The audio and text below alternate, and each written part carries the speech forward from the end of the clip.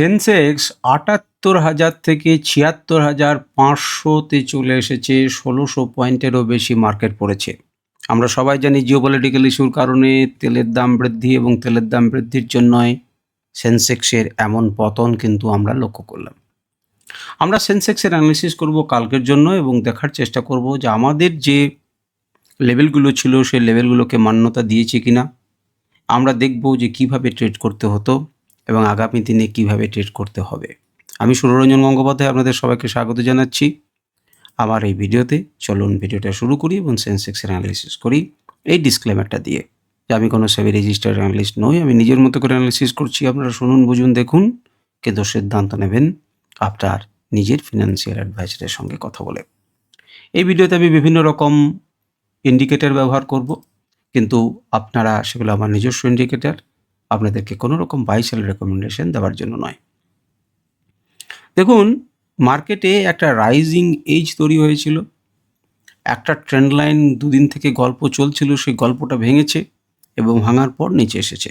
আপনি প্রেডিক্ট করতে পারবেন না, কিন্তু একটা লেভেল থেকে আর একটা লেভেলে আপনি যেতে পারবেন, আর একজন ট্রেডার হিসেবে এটাই আপনাদের বা আমাদের কাজ।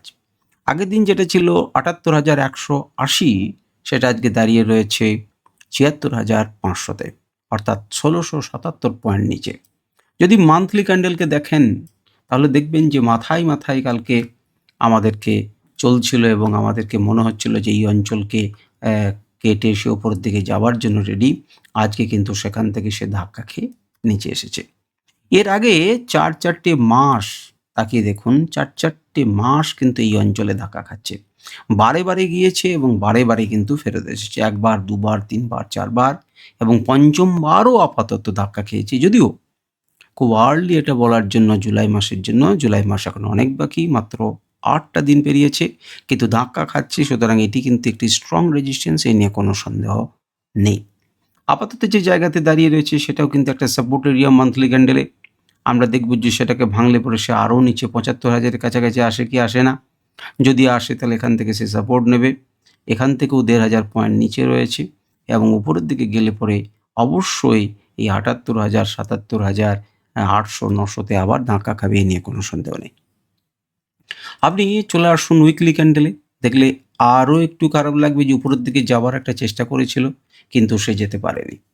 তাকিয়ে দেখুন, এখানে ধাক্কা খেয়েছে, ধাক্কা খেয়েছে, ধাক্কা খেয়েছে, ধাক্কা খেয়েছে, ঠিক একই রকমভাবে কিন্তু এখানে ধাক্কা খেলো এবং মার্কেট থেকে নিচে। এখনও তো খুব একটা আমরা আশা ছাড়ছি না, কিন্তু মাল্টিপল টাইম যেহেতু এখান থেকে সাপোর্ট নিয়েছি, আমরা আশা করছি যে এখান থেকেও সাপোর্ট নেবে।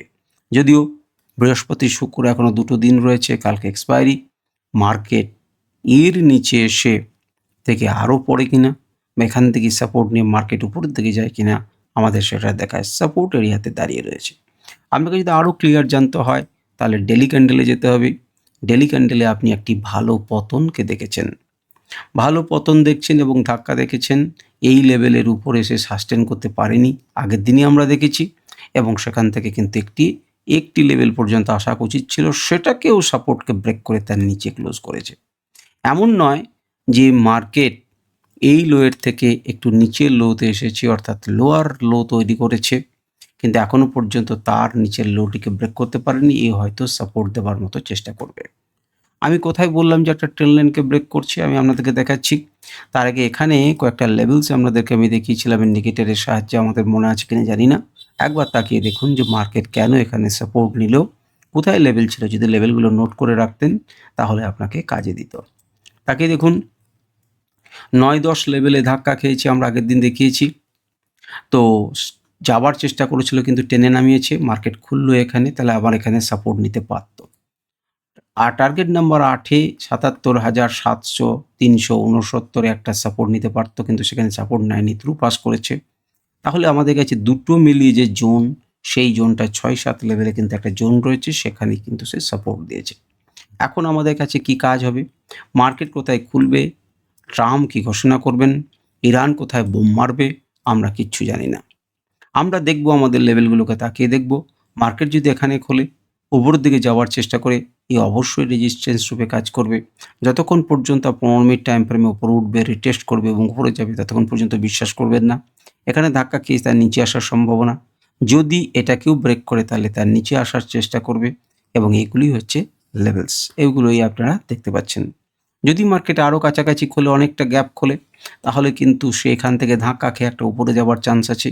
কারণ অলরেডি যারা এখান থেকে মার্কেট সেল করেছিল ভালো প্রফিট করেছে, এবং তারপরেও যখন ফাইনাল ভালো প্রফিট করবে তখন কিন্তু মার্কেট একটা উপরের দিকে ওঠার চান্স নেবে এবং ৩-৪ নাম্বার লেভেল থেকে যেতে পারে। যদি আরও বেশি ফল করে তাহলে কিছু করার নেই, আপনারা লেভেল অনুযায়ী একটা থেকে আরেকটা লেভেল অনুযায়ী আপনারা কাজ করবেন। ১ ঘন্টা টাইম ফ্রেমে দেখুন, আমি বলেছিলাম রাইজিং এইজ, আমাদের এই গল্পটা চলছিল কয়েকদিন থেকে, সেই গল্পটাকে ব্রেক করেছে, রিটেস্ট করেছে, মার্কেট পড়েছে। আমাদের এই লেভেল থেকে যেহেতু বেরিয়ে গেছে রিটেস্ট করে, তাহলে নেক্সট লেভেল ছিল এটি। মার্কেট খোলেই এখানে একবার উপরের দিকে চেষ্টা করে। চেষ্টা কোথায় করেছিল? আপনারা যারা নিফটির অ্যানালিসিস দেখেন তারা জানেন, আমি নিফটি অ্যানালিসিসে বলেছি।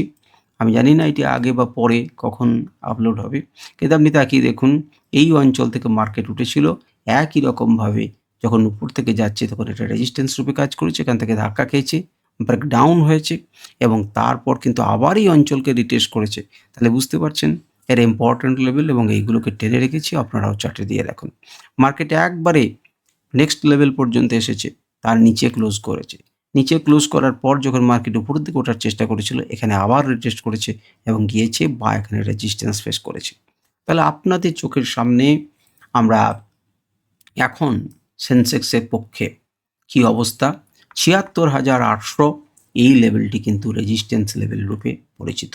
আজকের যেখানে দাঁড়িয়ে রয়েছে স্যার, নিচের দিকে যদি আসেন তাহলে ৭৫,৭০০ থেকে ৮০০ পর্যন্ত একটি সাপোর্ট লেভেল আছে, এবং এইটার উপরে এখানকার লেভেল হচ্ছে ৭৭,০০০, আপনি ৭০০ ধরতে পারেন, ৭৭,৭০০, ৭৭70।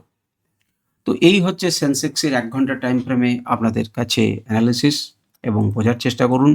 আমরা যদি কিছু লেভেলসকে আপনাদেরকে আরও দেওয়ার চেষ্টা করছি। আমরা যদি সিঙ্গেল ইন্ডিকেটর দেখি তাহলে কালকেই কিন্তু ১টা ১৫র সময় আমাদের সেল সিগন্যাল দিয়েছে। একই রকমভাবে নিফটিতেও দিয়েছিল ১ ঘন্টা টাইম ফ্রেমে, অর্থাৎ মার্কেট সেখান থেকে পড়ছে। আমাদের ৯-১০-এর কাছাকাছি এসে কিন্তু সাপোর্ট নিয়ে এখানে ধাক্কা খাচ্ছে। লেভেলগুলো লেখা রয়েছে, যদি প্রাইস এই লেভেলগুলোর মাঝামাঝি কোথাও থাকে তাহলে এই জোনগুলো আপনার পারফেক্ট সাপোর্ট এবং রেজিস্ট্যান্স রূপে কাজ করবে। আমি আরও একটুখানি বাড়িয়ে দিলাম, স্ক্রিনশট নিয়ে রাখবেন, আপনাদের কাজে লাগবে। ৫ মিনিট থেকে ১৫ মিনিটে আমরা আগে দেখি, তারপর ৫ মিনিটে দেখব। এখানেও সে একই গল্প ব্রেক করেছিল এবং জায়গা নিচের দিকে এসেছে। দেখুন মার্কেট কোন জায়গাতে সাপোর্ট নেবার চেষ্টা করেছে।